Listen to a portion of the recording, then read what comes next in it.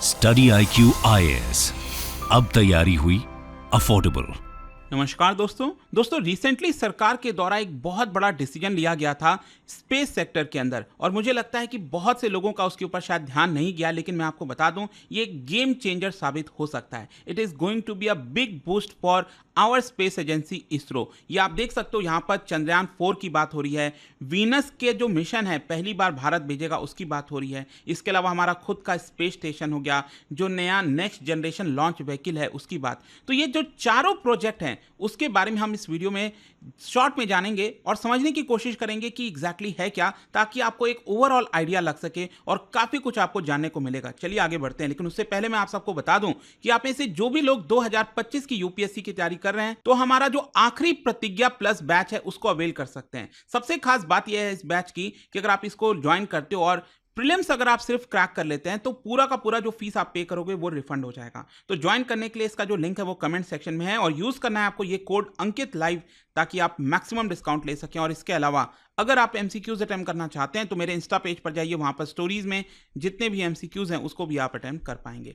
चलिए शुरुआत करते हैं और सबसे पहले ये देखते हैं कि एग्जैक्टली हुआ क्या है। देखिए पिछले हफ्ते की बात है, यूनियन कैबिनेट ने 4 बड़े जो स्पेस के प्रोजेक्ट्स हैं उसको क्लियरेंस दे दिया है, जिसमें यहां पर मून का जो एक मिशन है चंद्रयान 4, दूसरा वीनस वाला मिशन हो गया, गगनयान मिशन का जो फॉलोअप है बेसिकली जो इंडियन स्पेस स्टेशन है, और साथ ही साथ यहां पर जो नेक्स्ट जनरेशन लॉन्च व्हीकल है। ये चारों प्रोजेक्ट्स अप्रूव किए गए हैं। और ये सब कुछ मैं आपको बता दूं, जो विजन 2047 है स्पेस एजेंसी का, उसके आधार पर किया गया है। साथ ही साथ जो यूनियन मिनिस्टर हैं अश्विनी वैष्णव, उन्होंने इस चीज को अनाउंस करते हुए ये भी बोला कि जितने भी 4 मिशन है वो टाइम बाउंड मैनर में कंप्लीट किए जाएंगे, और उसका अभी तक जो प्रोग्रेस है वो अच्छा खासा चल रहा है। तो सबसे पहला है यहां पर चंद्रयान 4। देखो चंद्रयान 4 का जो मेन मकसद है वो यही है कि हम टेक्नोलॉजी डेमोन्स्ट्रेट कर सकें कि हम भी चांद पर जाकर जो रॉक के सैंपल्स हैं उसको पृथ्वी पर ला सकते हैं। देखो जो चंद्रयान 3 वाला मिशन था उसमें सिंपली क्या था कि हमने पृथ्वी से भेजा, वो पृथ्वी के कई सारे चक्कर लगाया, फिर वो चांद के ऑर्बिट में चला गया, वहां पर चक्कर लगाया, और फाइनली वो लैंड कर गया। और जो विक्रम लैंडर है फिर प्रज्ञान रोवर है उसको ऑपरेट करके हमने दिखाया करीब 14 डेज तक, जो एक लूनर डे होता है। तो यहां पर ये सब कुछ हमने करके देख लिया था और बहुत सी चीजें हमें पता चली हैं। लेकिन अब क्या जरूरी है कि यहां पर हम सैंपल को कलेक्ट करके पृथ्वी पर ला सकते हैं कि नहीं। ये एक बहुत बड़ा चैलेंज होगा, इतना आसान नहीं होने वाला है।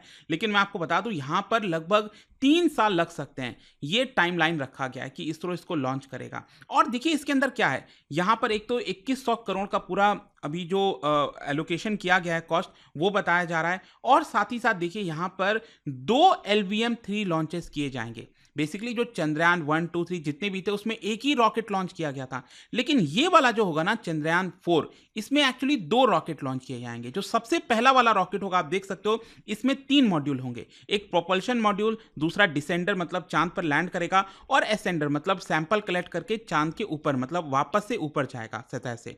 फिर दूसरा वाला पैरेलली यहां पर क्या होगा, धरती से हम एक और रॉकेट लॉन्च करेंगे जिसमें ये 2 मॉड्यूल होंगे। एक है ट्रांसफर मॉड्यूल, मतलब जो रॉक के सैंपल्स हैं वो इधर ट्रांसफर हो जाएगा, और फिर वहां से उसका री एंट्री मॉड्यूल मतलब पृथ्वी की तरफ री एंटर कर सके ये। तो ये 2 और 3 अलग अलग मॉड्यूल जो हैं वो 2 रॉकेट के माध्यम से लॉन्च किए जाएंगे। तो ये जो कॉस्ट है उसमें सब कुछ इंक्लूड किया गया है। साथ ही साथ deep space network support, special test, ये सब कुछ यहां पर 2100 करोड़ रुपए में हो जाएगा। अगर ये मिशन हो जाता है, सक्सेसफुल हो जाता है, तो कहीं ना कहीं भारत सेल्फ सफिशिएंट बन जाएगा इस तरह के टेक्नोलॉजी में कि हम भी स्पेस में कोई चीज भेजकर यहां पर वापस ला सकते हैं। तो एक बहुत बड़ा चैलेंज है, अब देखना होगा क्या है। लेकिन दूसरा यहां पर एक और बड़ा स्पेस प्रोजेक्ट है, वो है वीनस से रिलेटेड। देखो आप सबको पता होगा वीनस जो है वो बेसिकली दूसरे नंबर पर आता है। एक तो सन के सबसे नजदीक मरकरी हो गया, उसके बाद वीनस एंड देन अर्थ। तो देखो जैसे हमने मार्स में ऑर्बिटर भेजा था, मतलब जो मार्स है वहां पर उसके चक्कर लगा रहा है मंगलयान जिसको हम कहते हैं,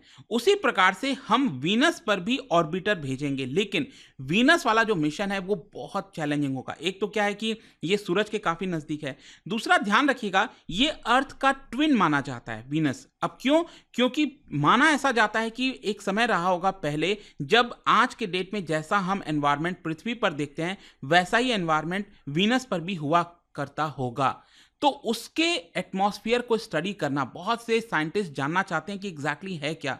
तो इसी की वजह से जो पहला वीनस वाला जो मिशन है ये एक काफ़ी एक्साइटिंग होने वाला है। एंड आप देख सकते हैं इसके अंदर बेसिकली वीनस का जो सरफेस है, प्लैनेट सरफेस, सब सरफेस, एटमॉस्फेरिक प्रोसेसेस, सन का जो इम्पैक्ट होता है एटमॉस्फेयर पर, वीनस के एटमॉस्फेयर पर, ये सब कुछ स्टडी किया जाएगा। और ये बेसिकली लॉन्च का स्केड्यूल रखा गया है मार्च 2028।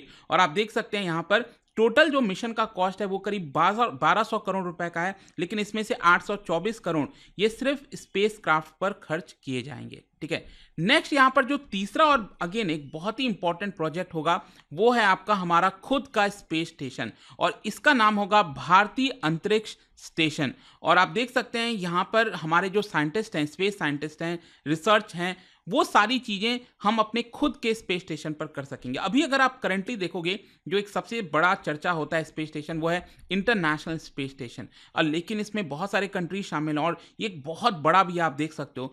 तो यहाँ पर क्या है कि यूएस भी है, रशिया भी है, रशिया काफ़ी नाराज़ है, वो अलग हो सकता है कभी भी। तो एक तो ये हो गया, दूसरा चाइना ने खुद अपना बना लिया है, दैट इज तियांगोंग, और उसको फर्दर वो एक्सपैंड कर रहा है, बड़ा कर रहा है। तो जरूरी है ना कि भारत के पास भी होना चाहिए यहाँ पर, और इसी की वजह से यहाँ पर बेसिकली इस पूरे मिशन का यही मकसद होगा कि इसको डेवलप किया जाए, इससे रिलेटेड जो टेक्नोलॉजीज हैं उसको बिल्ड किया जाए।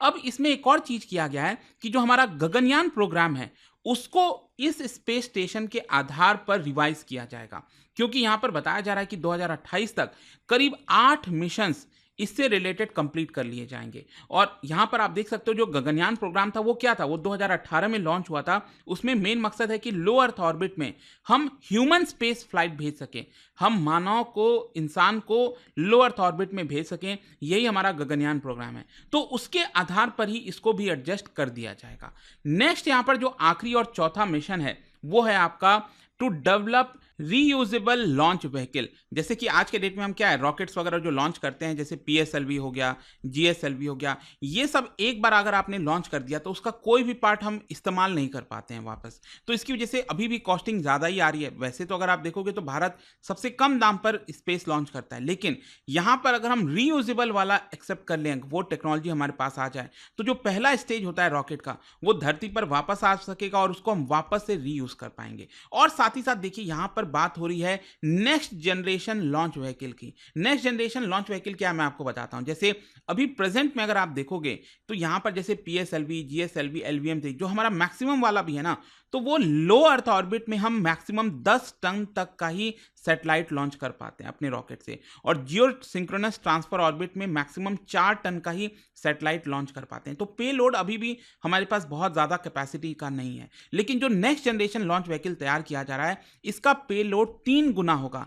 हम कम से कम 30 टन के जो सैटेलाइट हैं, जो वजन के चीज़ें हैं, वो लो अर्थ ऑर्बिट में लॉन्च कर पाएंगे। और इसका कॉस्ट कितना होगा, सिर्फ 1.5 टाइम, 1.5 गुना ही कॉस्ट आएगा अभी करंट जो LVM-3 का आता है, लेकिन हम और ज़्यादा बेहतर कर पाएंगे। इससे फ़ायदा क्या है, देखो अभी क्या है, जो हम मार्केट कैप्चर कर पा रहे हैं, बहुत सारे कंट्रीज अभी भी भारत के माध्यम से सैटेलाइट लॉन्च करते हैं, लेकिन हैवियर सैटेलाइट लॉन्च नहीं कर पाते हैं। तो ये अगर टेक्नोलॉजी अगर भारत डेवलप कर देता है तो हमारा जो कारोबार है, बिजनेस है, वो बहुत बड़ा हो सकता है, और स्पेस सेक्टर के अंदर भारत एक किंग बन सकता है, आप समझिए। और इसीलिए आप देखिए यहाँ पर इसका जो प्रोजेक्ट कॉस्ट है वो 8,240 करोड़ का होने वाला है, और अगले 8 साल में पूरा डेवलप किया जाएगा, इसको प्रिपेयर किया जाएगा। अब देखते हैं कब तक क्या हो पाता है ये चारों चीज़ें, बट आई होप कि इस वीडियो के माध्यम से ये चारों चीज़ें आपको एकदम अच्छे से पता चल गई होंगी। और जाने से पहले एक इंटरेस्टिंग क्वेश्चन, देखिए क्या बता सकते हो इसरो का प्रोपल्शन कॉम्प्लेक्स बेसिकली क्या है। जब भी कोई रॉकेट वगैरह लॉन्च होता है उसके पहले जितना भी